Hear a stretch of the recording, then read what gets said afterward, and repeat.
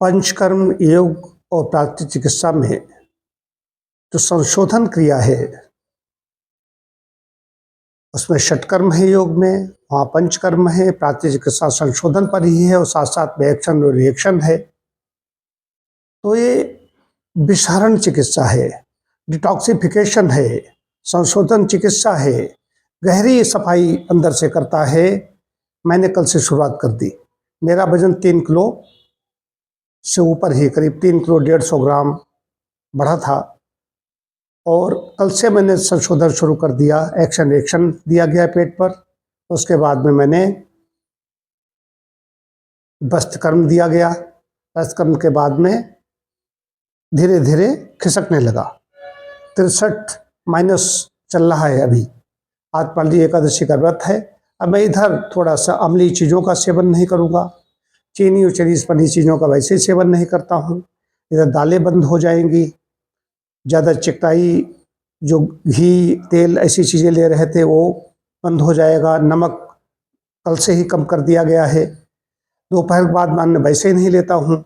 अभी वजन बढ़ा इसलिए तो ज़्यादा हुआ कि हमारा वजन क्यों बढ़ा, कि हम तो बिल्कुल नियमित भोजी हैं, लेकिन फिर भी हाई कैलोरी में घी और तेल इन सब चीज़ों का इस्तेमाल हो रहा था। उस पर सब पर ब्रेक लगा दिया गया है।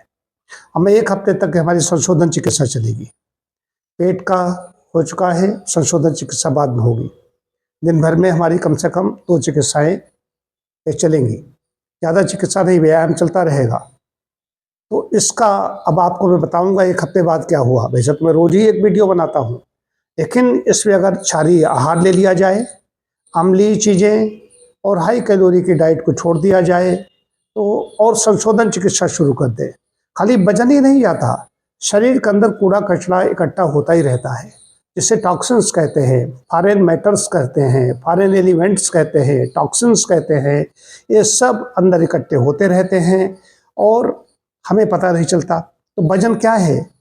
वजन कोई रक्त और मांस नहीं निकाला जा रहा है संशोधन चिकित्सा में।